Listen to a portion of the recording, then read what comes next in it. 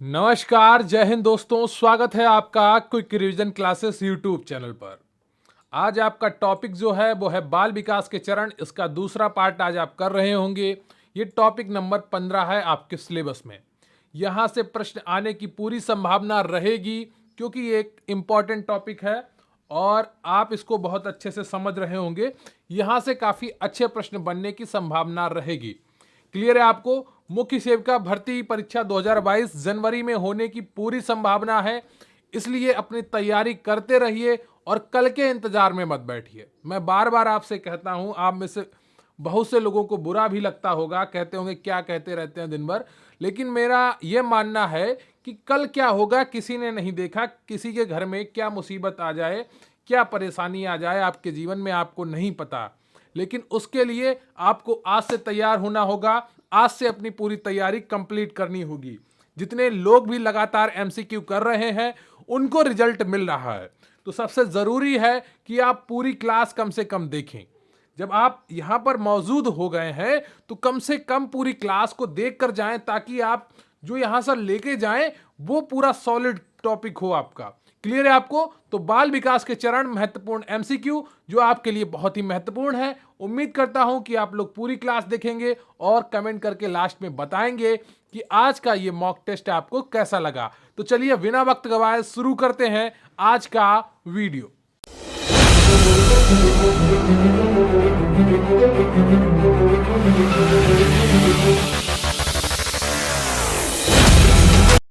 तो इससे पहले कि मैं आपका मॉक टेस्ट शुरू करूं, मैं आपको एक छोटी सी जानकारी देता हूं कि मुख्य सेविका स्पेशल पीडीएफ बैच हमारे चैनल पर चल रहा है, जिसकी फीस मात्र 505 रुपए है। बैच का नाम है मुख्य सेविका गरिमा बैच। इस बैच में आपको सभी क्लासेस की पीडीएफ दी जाएंगी, नोट्स की पीडीएफ दी जाएंगी, 10 फुल पेपर जैसे मॉक टेस्ट और उनका सोल्यूशन भी आपको कराया जाएगा। इनसे आप पेपर से पहले बहुत ही अच्छी अपनी तैयारी कर रहे होंगे, जिससे आपकी सफलता सुनिश्चित होगी। अगर आपने सपना देखा है मुख्य सेविका भर्ती में अपना स्थान पक्का करने का, अगर आपको अपनी मेहनत पर भरोसा है, अगर आपको अपने सपनों को सच करने का जज्बा है आप में, तो जरूर जुड़े मुख्य सेविका गरिमा बैच से। व्हाट्सएप नंबर है 94 533 66 279। इस पर व्हाट्सएप करें या टेलीग्राम पर क्यूआरसी हेल्प सर्च करें। इसका लिंक भी आपको डिस्क्रिप्शन बॉक्स में मिल जाएगा। इस बैच में आपको क्या क्या मिलेगा? 3 चरणों में आपकी पूरी तैयारी कराई जाएगी। एक बार आपको थ्योरी पढ़ाई जाएगी, फिर पूरा एमसीक्यू से आपका रिवीजन कराया जाएगा और फिर वन लाइनर से रिवीजन कराया जाएगा। तो हर चीज आपको प्लानिंग के साथ कराई जाएगी, जिससे आपकी सफलता सुनिश्चित हो सके। जिन्होंने 2-2 हजार रुपए में ऑनलाइन बैच लिए हैं वो सभी रो रहे हैं, उनकी क्लासेस लगातार नहीं चल रही हैं, उनका एक बार भी सिलेबस पूरा होने की उम्मीद नहीं है। लेकिन आपको गरिमा बैच में 3 बार सिलेबस पढ़ाया जाएगा। एक बार आपको पूरा क्लासेस की पीडीएफ और नोट्स थ्योरी के माध्यम से, फिर आपको पूरा एमसीक्यू के माध्यम से और फिर आपको वन लाइनर के माध्यम से। जब 3 बार आप पूरा सिलेबस देख चुके होंगे तो एक एक चीज आपके दिमाग में बैठ चुकी होगी और आपका सिलेक्शन हर हाल में पक्का होगा। तो अगर आपने सपना देखा है इस भर्ती में अपना स्थान पक्का करने का, तो मात्र 505 रुपए में जुड़े इस बैच से और अपनी जिंदगी का सफर तय करें, बहुत ही स्वाभिमान के साथ, बहुत ही सम्मान के साथ। तो जरूर जुड़िए मुख्य सेविका गरिमा बैच से, निश्चित रूप से आपका फायदा होगा। तो व्हाट्सएप नंबर 94 533 66 279, इस पर मैसेज करिए, वहां पर आपको पूरी जानकारी प्रोवाइड कर दी जाएगी। इससे पहले आज का टॉपिक शुरू किया जाए, आज आपका प्रश्न है मिशन इंद्रधनुष की शुरुआत कब की गई थी? ऑप्शन ए है आपका 2014, बी 2015, सी 2016, डी 2018।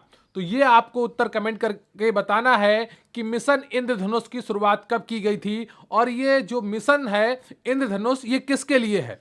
ये दोनों बातें आप कमेंट करके लिखिएगा। मैं आपको वीडियो के अंत में इसका उत्तर बताऊंगा, लेकिन आप अभी इसका उत्तर लिख दीजिए कि मिशन इंद्रधनुष की शुरुआत कब हुई थी और इसका उद्देश्य क्या था। क्लियर है आपको? ये दोनों बातें आप कमेंट बॉक्स में लिखिए, मैं क्लास के लास्ट में आपको ये पूरा आंसर इसका बताऊंगा। तो आज का आपका 21 क्वेश्चन है कि बच्चों की बौद्धिक विकास की 4 विशिष्ट अवस्थाओं की पहचान की गई। बताइए, बच्चों के बौद्धिक विकास की 4 विशिष्ट अवस्थाओं की पहचान की गई, किसके द्वारा पहचान की गई वो आपको बताना है। एरिकसन द्वारा, स्किनर द्वारा, पियाजे द्वारा, कोहल वर्ग द्वारा। तो बताइए ABCD में कौन सा ऑप्शन आपका सही हो जाएगा? बच्चों की बौद्धिक विकास की 4 विशिष्ट अवस्थाओं की पहचान की गई। तो 21 का कौन सा ऑप्शन आपका सही हो जाएगा? 21 का सी ऑप्शन आपका सही है। क्लियर? आपको पियाजे द्वारा की गई है। सी ऑप्शन आपका बिल्कुल सही है। तो पियाजे ने बच्चों की बौद्धिक विकास की 4 विशिष्ट अवस्थाओं की पहचान की है। क्लियर है आपको? यह आपको कल बताया भी गया था कौन कौन सी 4 विशिष्ट अवस्थाएं थी। अगला प्रश्न है आपका, कोहल वर्ग के अनुसार बच्चे सीखते हैं संज्ञानात्मक विकास के चरण, शारीरिक विकास के चरण, संवेगात्मक विकास के चरण या नैतिक विकास के चरण। बताइए कौन सा ऑप्शन आपका सही हो जाएगा? कोहल वर्ग के अनुसार बच्चे सीखते हैं, तो बच्चे क्या सीखते हैं कोहल वर्ग के अनुसार? ऑप्शन ए है आपका संज्ञानात्मक विकास के चरण, बी है शारीरिक विकास के चरण, सी है संवेगात्मक विकास के चरण और डी है आपका नैतिक विकास के चरण। तो 22 का कौन सा ऑप्शन आपका सही हो जाएगा? 22 का डी ऑप्शन आपका सही है, नैतिक विकास के चरण सीखते हैं।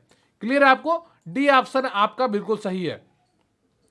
कोहल वर्ग ने 10 से 16 वर्ष तक के बच्चों में नैतिक विकास के चरणों का अध्ययन करके अपना नैतिक विकास का सिद्धांत प्रस्तुत किया, जिसकी 3 प्रमुख अवस्थाएं होती हैं।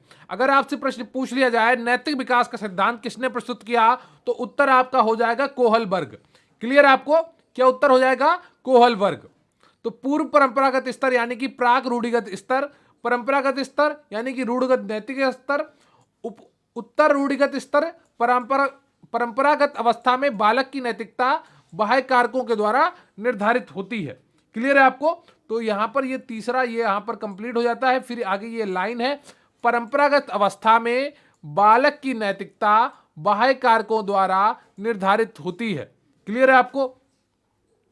अगला प्रश्न है आपका, भाषा के विकास में आंतरिक भाषण की अवधारणा किसके द्वारा आरंभ की गई थी? बताइए कौन सा ऑप्शन आपका सही हो जाएगा? भाषा के विकास में आंतरिक विकास की अवधारणा किसके द्वारा प्रारंभ की गई थी? ऑप्शन ए है आपका पियाजे द्वारा, बी है चोम्स्की द्वारा, सी है वाइगोत्स्की द्वारा, डी है स्कीनर द्वारा। तो बताइए इनमें से कौन सा ऑप्शन आपका सही हो जाएगा? भाषा के विकास में आंतरिक भाषण की अवधारणा किसके द्वारा आरंभ की गई थी? ए पियाजे, बी चोम्स्की, सी वाइगोत्स्की, डी स्कीनर। तो 23 का कौन सा ऑप्शन आपका सही हो जाएगा? 23 का सी ऑप्शन आपका बिल्कुल सही है, वाइगोत्स्की द्वारा। क्लियर है आपको? फोकस बनाकर पढ़ते रहिए और प्लीज वीडियो को लाइक कर लीजिएगा, चैनल को सब्सक्राइब कर लीजिएगा। क्लियर है आपको? आप बहुत अच्छे से पढ़ाई कर रहे हैं। बहुत से लोगों के मैं मॉक टेस्ट के कमेंट्स में रिजल्ट पढ़ता हूं तो मुझे बड़ी प्रसन्नता होती है जब आपके प्रश्न काफ़ी ज़्यादा सही हो रहे होते हैं। 70 से % ऊपर जिनके भी सही हो रहे हैं उनकी बहुत अच्छी तैयारी है और 50-60 वाले भी 70 से 80 तक पहुंच सकते हैं। लेकिन उसके लिए आपको लगातार मेहनत करनी होगी, लगातार रिवीजन करते रहना होगा अपने एग्जाम तक। क्लियर है आपको? भाषा के विकास के सिद्धांत में आंतरिक भाषण की अवधारणा वाइगोत्स्की द्वारा आरंभ की गई थी। इनके अनुसार बालक अपने व्यवहार को नियोजित एवं निर्देशित करने के लिए भाषा का प्रयोग करता है। साथ ही साथ सभी बालक अपने अंदर आत्म वार्तालाप की आदत बना लेते हैं। क्लियर है आपको? तो भाषा के विकास के सिद्धांत में आंतरिक भाषण की अवधारणा वाइगोत्स्की द्वारा आरंभ की गई थी। इनके अनुसार बालक अपने व्यवहार को नियोजित एवं निर्देशित करने के लिए भाषा का प्रयोग करता है। साथ ही साथ सभी बालक अपने अंदर आत्म वार्तालाप की आदत बना लेते हैं। क्लियर है आपको? तो सी ऑप्शन आपका बिल्कुल सही है, वाइगोत्स्की। अगला प्रश्न है आपका, संविधान के किस संशोधन में से शिक्षा का एक मौलिक अधिकार बन गया है? बताइए। देखिए ये आपका सिलेबस से जुड़ा हुआ प्रश्न नहीं है, लेकिन बाल विकास आपके में है चैप्टर में, ठीक है, और ये बालकों की शिक्षा से जुड़ा हुआ प्रश्न है, इसलिए यहां पर ये रखा गया है। हो सकता है एग्जामिनर इधर उधर से थोड़ा बहुत प्रश्न पूछ ले, पेपर को थोड़ा आउट ऑफ सिलेबस बनाने के लिए या थोड़ा कठिन बनाने के लिए। बताइए संविधान के किस संशोधन से शिक्षा एक मौलिक अधिकार बन गया है? ऑप्शन ए है आपका 86वां संविधान संशोधन, बी है 25वां संविधान संशोधन, सी है 52वां संविधान संशोधन और डी है आपका 22वां संविधान संशोधन। तो बताइए इनमें से कौन सा ऑप्शन आपका सही हो जाएगा? संविधान के किस संशोधन से शिक्षा एक मौलिक अधिकार बन गया? तो 24 का जो सही ऑप्शन है आपका वो ए है, 86वां संविधान संशोधन हुआ था जिसके द्वारा अनुच्छेद 21A जोड़ा गया। क्या जोड़ा गया? 21A या का कहें, ठीक है, या हम इसको का भी कह सकते हैं। तो यह अनुच्छेद जोड़ा गया था। क्लियर है आपको? तो भारतीय संविधान का 86वां संविधान संशोधन अधिनियम 2002 शिक्षा के मौलिक अधिकार से संबंधित है, जिसमें अनुच्छेद 21 का के अनुसार राज्य को 6 से 14 वर्ष के सभी बच्चों को निःशुल्क तथा अनिवार्य शिक्षा उपलब्ध करानी होगी। क्लियर है आपको? अगला प्रश्न है आपका, प्रगतिशील शिक्षा के जनक के रूप में याद किए जाने वाले सिद्धांतकार कौन है? बताइए।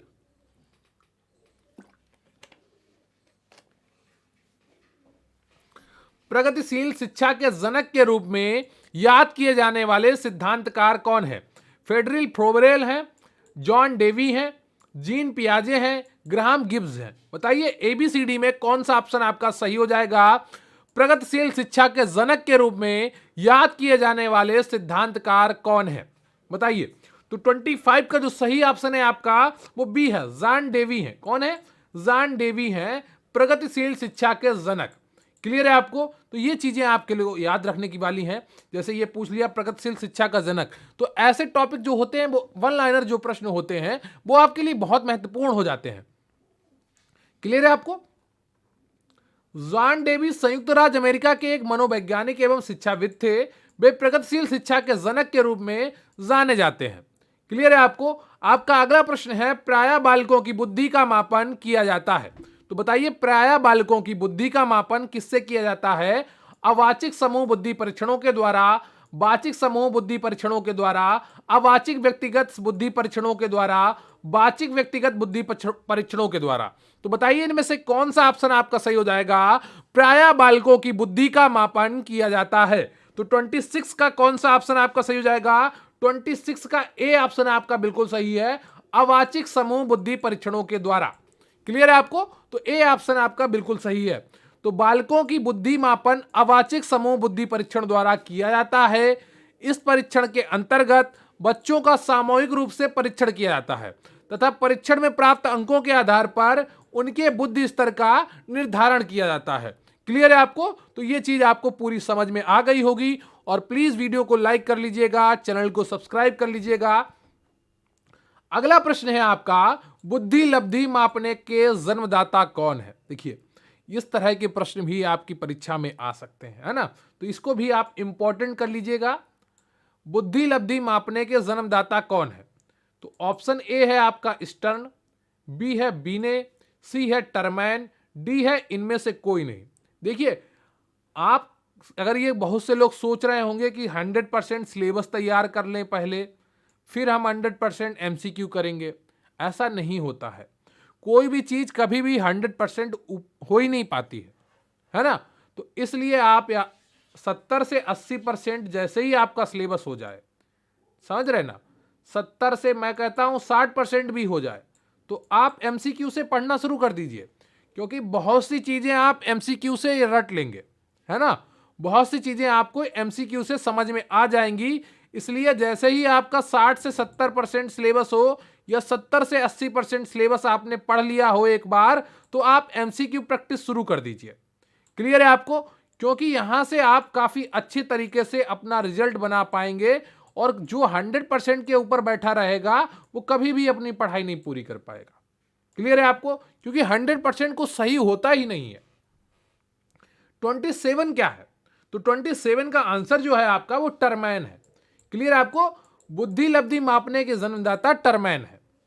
तो 1916 ईस्वी में टरमैन ने मानसिक आयु व वास्तविक आयु में 100 का गुणा करके बुद्धि लब्धि ज्ञात करने की विधि का निर्माण किया, जिसे वर्तमान में मान्यता प्राप्त है।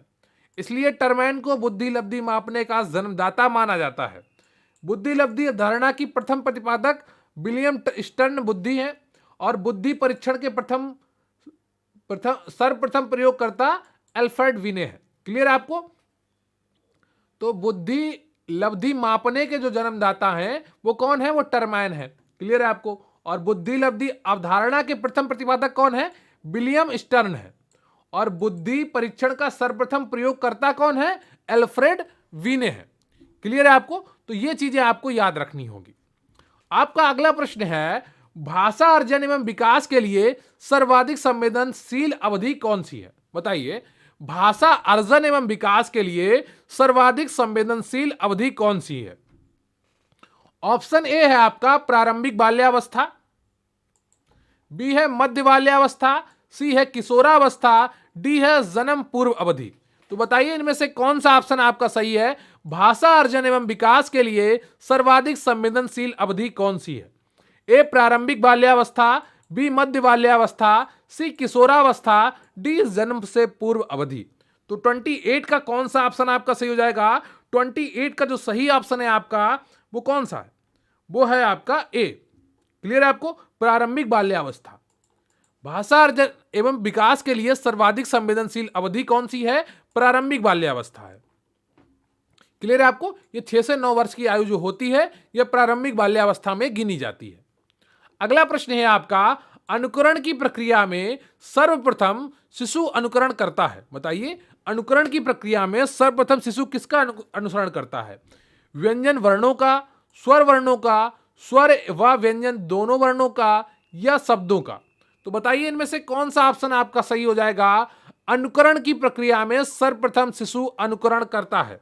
तो 29 का जो ऑप्शन आपका सही है वो कौन सा है? वो है आपका डी।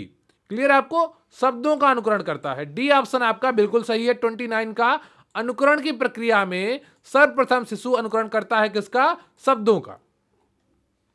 शिशु का को अक्षर वर्ण ज्ञान नहीं होता है, वह उसी बात का अनुसरण की कोशिश करता है जिसे वह सुनता, अतः शिशु सर्वप्रथम शब्दों का अनुकरण करता है। क्लियर है आपको? आपका अगला प्रश्न है, बच्चा किस उम्र में भाषा की समझ दिखाना शुरू करता है? बताइए, बच्चा किस उम्र में भाषा की समझ दिखाना शुरू करता है? ऑप्शन ए है आपका जन्म से ही, बी है 3 महीने पर, सी है 6 महीने पर, और डी है 1 वर्ष में। तो बताइए इनमें से कौन सा ऑप्शन आपका सही हो जाएगा? बच्चा किस उम्र में भाषा की समझ दिखाना शुरू कर देता है? बताइए। तो 30 का जो सही ऑप्शन है आपका वो सी है। क्लियर है आपको? 6 महीने पर।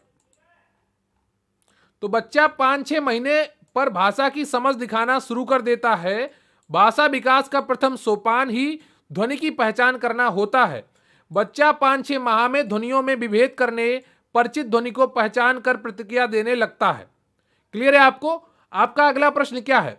माता पिता से वंशजों में स्थानांतरित होने वाले लक्षणों को कहा जाता है। बताइए, माता पिता से वंशजों में स्थानांतरित होने वाले लक्षणों को क्या कहा जाता है?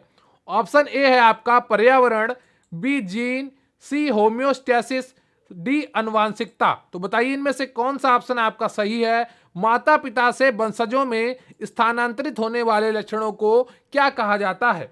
तो 31 का जो सही ऑप्शन है आपका वो डी है, अनुवांशिकता कहा जाता है। क्या कहा जाता है? अनुवांशिकता कहा जाता है। माता पिता से वंशजों में स्थानांतरित लक्षणों को अनुवांशिकता कहा जाता है, जो लक्षण जीन के रूप में मौजूद रहता है। पर्यावरण बाह्य कारक है जो व्यक्ति को प्रभावित करता है। अगला प्रश्न है आपका, किसी भी बालक के मानसिक रूप से अस्वस्थ होने का कारण क्या है? बताइए, किसी भी बालक के मानसिक रूप से अस्वस्थ होने का कारण क्या है? ए परिवार का वातावरण, बी कक्षा का वातावरण, सी पास पड़ोस का वातावरण, डी उपरोक्त सभी। तो बताइए इनमें से कौन सा ऑप्शन आपका सही हो जाएगा? किसी भी बालक के मानसिक रूप से अस्वस्थ होने का कारण क्या है? तो 32 का जो सही ऑप्शन है आपका वो डी है, उपरोक्त सभी। क्लियर है आपको? डी ऑप्शन आपका बिल्कुल सही है, उपरोक्त सभी। तो बालक के मानसिक रूप से अस्वस्थ होने के अनेक कारण हो सकते हैं, जैसे व्यक्तिगत, पारिवारिक, सामाजिक, आर्थिक व शारीरिक आदि। अगला प्रश्न है आपका, वातावरण वह बाहरी शक्ति है जो हमें प्रभावित करती है, यह किसका कथन है? बताइए, वातावरण वह शक्ति है, वह बाहरी शक्ति है जो हमें प्रभावित करती है, यह किसका कथन है? ए वुडवर्थ का, बी रॉस का, सी एनास्टसी का, डी इनमें से कोई नहीं। तो बताइए इनमें से कौन सा ऑप्शन आपका सही हो जाएगा? वातावरण वह बाहरी शक्ति है जो हमें प्रभावित करती है, यह किसका कथन है? तो 33 का कौन सा ऑप्शन आपका सही हो जाएगा? बी ऑप्शन आपका बिल्कुल सही हो जाएगा। रास महोदय ने कहा वातावरण के विभिन्न पक्ष व्यक्तियों एवं जीव जगत को प्रभावित करते हैं। व्यक्ति धीरे धीरे वातावरण को समायोजित कर लेता है। बी ऑप्शन आपका बिल्कुल सही है। अगला प्रश्न है आपका, प्रकृति पोषण विवाद किससे संबंधित है? बताइए, प्रकृति पोषण विवाद किससे संबंधित है? ए अनुवांशिकी एवं वातावरण से, बी व्यवहार एवं वातावरण से, सी वातावरण एवं जीव विज्ञान से, डी वातावरण एवं पालन पोषण से। तो बताइए इनमें से कौन सा ऑप्शन आपका सही है? प्रकृति पोषण विवाद किससे संबंधित है? तो 34 का जो सही ऑप्शन है आपका वो सी है। क्लियर है आपको? सी ऑप्शन आपका बिल्कुल सही है, वातावरण एवं जीव विज्ञान से। प्रकृति पोषण विवाद का विपर्यास जैविकीय विशिष्टताएं या वंशानुक्रम सूचनाएं हैं, अतः इसका प्रत्यक्ष संबंध वातावरण एवं जीव विज्ञान से है। अगला प्रश्न है आपका, बालक का प्रारंभिक विकास मुख्यतः किस पर निर्भर करता है? बताइए, बालक का प्रारंभिक विकास मुख्यतः किस पर निर्भर करता है? बहुत ही आसान प्रश्न है आपके लिए, बहुत ही आसानी से आप इसका उत्तर दे पाएंगे। ऑप्शन ए है आपका माता पिता, बी वातावरण, सी विद्यालय का वातावरण, डी समाज। देखिए, आप में से बहुत से लोगों का अब स्कोर अच्छा होने लगा है, अब बहुत से लोगों को ये प्रश्न भी आसान लगने लगे होंगे, लेकिन अब इनका स्कोर अगर आपका अच्छा होने लगे तो आप ओवर कॉन्फिडेंस में मत आ जाइएगा। बहुत से बच्चे क्या होता है, एक बार उनका स्कोर अच्छा होने लगता है तो वो ओवर कॉन्फिडेंस में आ जाते हैं और अपनी प्रैक्टिस रोक देते हैं। लेकिन प्लीज आप लोग ऐसा बिल्कुल भी मत करिएगा। मैं आपकी बहुत फिक्र करता हूं, आप कहीं गलत निर्णय ना ले लें, इसलिए मैं एक एक चीज आपको खुद बताता हूं, एक एक डेली आपको कुछ ना कुछ बताने की कोशिश करता हूं, जिससे आपका फोकस बना रहे अपनी पढ़ाई पर, अपने टारगेट पर। क्लियर है आपको? तो बालक का प्रारंभिक विकास मुख्यतः किस पर निर्भर करता है? तो 35 का जो सही ऑप्शन है आपका वो ए है, माता पिता पर निर्भर करता है, फिर परिवार पर निर्भर करता है, फिर वातावरण पर निर्भर करता है, फिर समाज पर निर्भर करता है, फिर विद्यालय के वातावरण पर निर्भर करता है। सबसे पहले किस पर निर्भर करता है? माता पिता पर। बालक का प्रारंभिक विकास उसके माता पिता का प्रभाव पड़ता है, इसलिए माता पिता को बालक का प्रथम शिक्षक माना जाता है। क्लियर है आपको? अगला प्रश्न है आपका, वृद्धि को प्रभावित करने वाले कारक कौन से हैं? ऑप्शन ए है आपका पर्यावरण, बी स्वास्थ्य, सी आहार, डी ये सभी। बताइए, वृद्धि को प्रभावित करने वाले कारक कौन से हैं? बहुत ही आसान उत्तर होगा इसका आपके लिए। तो बताइए इनमें से कौन सा ऑप्शन आपका सही हो जाएगा? कई बार आप वृद्धि और विकास के चैप्टर को पढ़ चुके हैं, उनसे जुड़े हुए प्रश्नों को कर चुके हैं, तो उम्मीद करता हूं आप इसका उत्तर बिल्कुल सही बता रहे होंगे। तो 36 का कौन सा ऑप्शन आपका सही हो जाएगा? 36 का डी ऑप्शन आपका सही होगा। ये सभी, पर्यावरण भी प्रभावित करता है। क्लियर है आपको? जैसे पहाड़ों पर पर्यावरण दूसरा होता है तो वहां के लोगों की हाइट थोड़ी कम होती है ना, और अपने जो दिल्ली उत्तर प्रदेश यहां पर आ जाते हैं तो यहां का वातावरण अलग होता है, यहां पर हाइट ज्यादा होती है। क्लियर है आपको? ऐसे ही वेस्ट इंडीज की तरफ आप जाएंगे तो वहां पर बहुत ज्यादा हाइट वाले लोग होते हैं, है ना। तो वृद्धि को प्रभावित करने वाले कारक कौन से हैं? पर्यावरण महत्वपूर्ण है, स्वास्थ्य भी है, अगर किसी को पोलियो हो गया, बीमारी लग गई, तो वो कैसे वृद्धि कर पाएगा। आहार है कि सही से खाने को ही नहीं मिला तो भी उसकी वृद्धि प्रभावित होगी। तो ये सभी कारण है। क्लियर है आपको? अगला प्रश्न है आपका, गर्भ में बालक को विकसित होने में कितने दिन लगते हैं? बताइए। देखिए, आपने पिछले एक प्रश्न किया होगा जिसमें 266 ऑप्शन था। क्लियर है आपको कि सामान्य प्रसव कितने दिन का होता है ना, गर्भकाल, तो उसमें 266 था, क्योंकि उसके ऑप्शन में 280 नहीं था, 280 के सबसे करीब 266 था, इसलिए आपने वहां पे 266 सही किया था। आज 280 दिया हुआ है। क्लियर है आपको? तो 37 का कौन सा ऑप्शन आपका सही हो जाएगा? 37 का आपका बी ऑप्शन बिल्कुल सही हो जाएगा, 280। क्लियर है आपको? जब एमसीक्यू कर रहे होते तो बेस्ट सुटेबल आंसर पर लगाने की कोशिश करते हैं, जब बिल्कुल एग्जैक्ट आंसर ना दिया हो। क्लियर है आपको? तो बी ऑप्शन आपका बिल्कुल सही है। सामान्यतः मानव गर्भावधि 40 सप्ताह अथवा 280 दिन की होती है। जन्म पूर्व काल को 3 खंडों में विभाजित किया गया। पहली होती है डिंबावस्था, फिर होती है पिंडावस्था, और फिर आती है भ्रूणावस्था। क्लियर है आपको? आपका अगला प्रश्न है, गर्भस्थ शिशु में संवेदनशीलता का विकास प्रारंभ होता है। बताइए, गर्भस्थ शिशु में संवेदनशीलता का विकास प्रारंभ होता है। सिर से, पैर से, हाथ से या संपूर्ण शरीर से? बताइए किस तरह से गर्भस्थ शिशु में संवेदनशीलता का विकास प्रारंभ होता है? उसके सिर से या पैर से या हाथ से या संपूर्ण शरीर से? तो 38 का जो सही ऑप्शन है आपका वो ए है, सिर से होता है। क्लियर है आपको? किससे होता है? सिर से।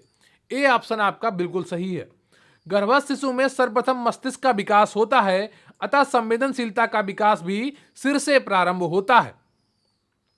अगला प्रश्न है आपका, जन्म से पूर्व होने वाले विकास को नकारात्मक रूप से प्रभावित नहीं करता है। बताइए जन्म से पूर्व होने वाले विकास को कौन सा तथ्य है जो नकारात्मक रूप से प्रभावित नहीं करता है? तो ए ऑप्शन है आपका कैफीन, बी है व्यायाम, सी है शराब, डी है आपका विकिरण। तो बताइए इनमें से कौन सा ऑप्शन है जो बिल्कुल सही है, नकारात्मक रूप से प्रभावित नहीं करता है? देखिए कैफीन आप अगर गर्भावस्था में लेंगे तो ये प्रभावित करता है नकारात्मक रूप से, शराब भी प्रभावित करते हैं, विकिरण तो ऐसे भी प्रभावित करता है, गर्भावस्था में तो करेगा ही। तो जो व्यायाम है, जो एक्सरसाइज है आपकी, ये नकारात्मक रूप से प्रभावित नहीं करती है, ये सकारात्मक रूप से प्रभावित करती है। क्लियर है आपको? तो जन्म से पूर्व होने वाले विकास को नकारात्मक रूप से प्रभावित करने वाले कारण निम्नलिखित हैं। एक तो आपका कैफीन हो गया, शराब हो गया, विकिरण हो गया, सिगरेट हो गया, निकोटीन हो गया। व्यायाम जन्म से पूर्व होने वाले विकास को नकारात्मक रूप से प्रभावित नहीं करता है। आपका अगला प्रश्न है, संवेगात्मक क्रांति किस अवस्था से जुड़ा हुआ है? बताइए शैशवावस्था से, बाल्यावस्था से, किशोरावस्था से, प्रौढ़ावस्था से? बहुत ही आसान उत्तर होगा अगर आपने बिल्कुल भी सही से पढ़ा है जरा सा भी इस संवेगात्मक को। तो संवेगात्मक क्रांति किस अवस्था से जुड़ा हुआ है? जो मैंने गरिमा बैच में जीन पियाजे के सिद्धांत वाले नोट्स दिए हैं उनको बहुत अच्छी से रिवाइज कर लीजिएगा। वो बहुत ही इंपॉर्टेंट टॉपिक है और वो आपकी परीक्षा में आएगा ही। क्लियर है आपको? बहुत अच्छे नोट्स आपको दिए गए हैं गरिमा बैच में, तो उसे आप बहुत अच्छे से पढ़िएगा। क्लियर है आपको? तो 40वें का कौन सा ऑप्शन आपका सही हो जाएगा? 40वें का सी ऑप्शन आपका बिल्कुल सही हो जाएगा, किशोरावस्था। क्लियर है आपको? सी ऑप्शन आपका बिल्कुल सही है। तो संवेगात्मक क्रांति का अर्थ है संवेगों में पूर्ण परिवर्तन तथा नए संवेगों का पूर्ण स्थापन। क्लियर है आपको? तो इस प्रकार का परिवर्तन किशोरावस्था की मुख्य विशेषता है। इसलिए स्टैनली हॉल के अनुसार किशोरावस्था संघर्ष, तनाव, तूफान एवं विरोध की अवस्था है। क्लियर है आपको?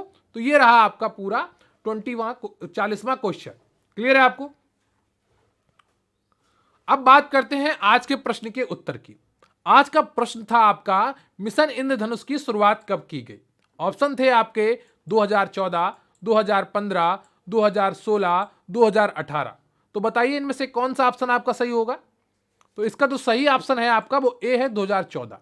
क्लियर है आपको? मिशन इंद्रधनुष की शुरुआत 2014 को की गई थी। क्लियर है आपको? तो मिशन इंद्रधनुष को सुशासन दिवस के अवसर पर 25 दिसंबर 2014 को प्रारंभ किया गया। इस मिशन का उद्देश्य सभी गर्भवती महिलाओं और बच्चों का पूर्ण टीकाकरण करना है। इस कार्यक्रम में 7 रोगों से संबंधित निवारणीय टीके शामिल हैं।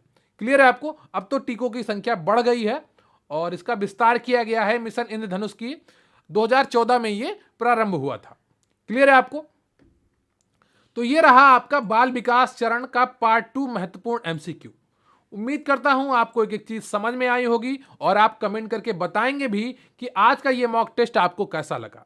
लगभग आपके सभी टॉपिक्स के एमसीक्यू करा दिए गए हैं। अगर कोई टॉपिक बचा है तो कमेंट करके जरूर बताइएगा, उस टॉपिक से जुड़े हुए भी एमसीक्यू आपको करा दिए जाएंगे। क्लियर है आपको? भरोसा रखिए प्रश्न यहीं से आएगा। पढ़ेंगे आप मेरे साथ तो आपको यकीन आएगा। देखिए 100% मैं आपकी पूरी तैयारी करवाऊंगा, जिससे आपका जो लक्ष्य है 70+ अंक लाने का परीक्षा में, उसे आप बहुत ही आसानी से हासिल कर पाएंगे। बस जितना मैं पढ़ा रहा हूं उसको रिवीजन करते रहिए, बार बार ये वीडियो देखते रहिए। क्लियर है आपको? आज कितने आपके प्रश्न सही हुए कमेंट करके जरूर बताइएगा। और अगर गरिमा बैच से जुड़ना चाहते हैं तो व्हाट्सएप नंबर पर आप मैसेज करिए और प्लीज कॉल मत किया करिए, मैसेज किया करिए। आपको पूरी जानकारी व्हाट्सएप पर प्रोवाइड कर दी जाएगी। क्लियर है आपको? तो बहुत बहुत धन्यवाद आपका। प्लीज वीडियो को लाइक कर लीजिएगा, चैनल को सब्सक्राइब कर लीजिएगा। जय हिंद, जय भारत।